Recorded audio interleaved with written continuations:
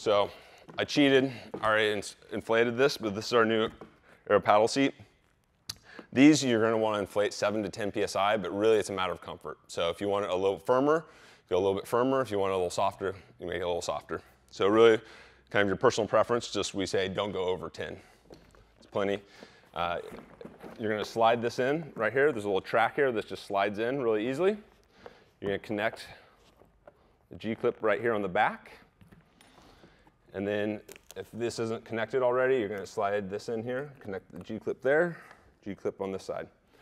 And then you'll notice positionally, right here next to the sand spear Velcro straps, you're going to have additional connection points for the G-clips. So your front ones will go here on either side. And this is really where, once you're sitting down, there is some play here, so you can adjust it further back if you're taller, or up closer if you're shorter.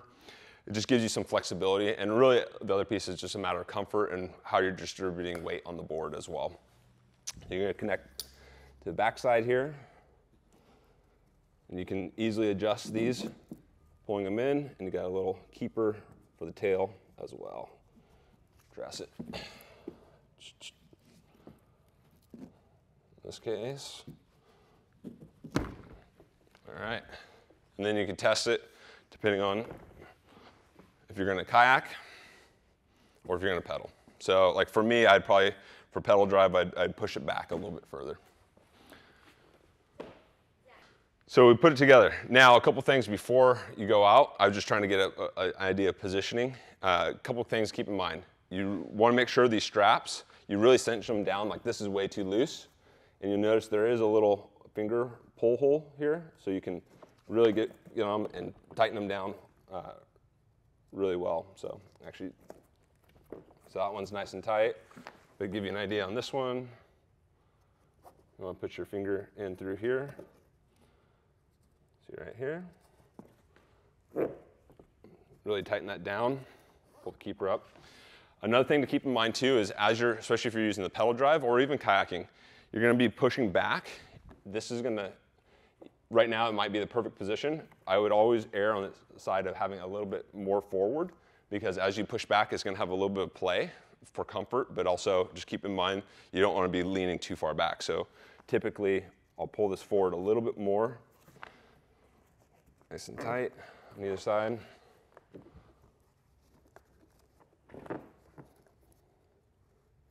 Use my pull holes right here. There we go. And then of course these ones back here, I'm going to really cinch down. Those are going to be kind of the key things that just troubleshooting, thinking ahead. If you have any issues, you feel like it's not stable, make sure you got those down nice and tight. It's a lot easier to do. I mean, you of course can adjust on the water, but it's a lot easier to do it on the front end. So just make sure you have it there. And especially your first couple times out paddling or pedaling, you're going to play around with different positioning and go, you know, I felt like I was a little bit too close. You can make, again, you can make the adjustment on the water. Nice thing is this platform is extremely stable at 38 inches wide. So, but yeah, from kayaking, you could go kayak right now. The only next piece would be dropping the pedal drive in, which will attach here and drop in through this port. So that's really the next steps for getting out in the water. Tons of features on this product, a lot of fun to be had out in the water, a lot of versatility as well. That's one of the reasons why I love it, because you can use it 3 different ways and have a great time, you know, from a paddleboard to a pedal drive.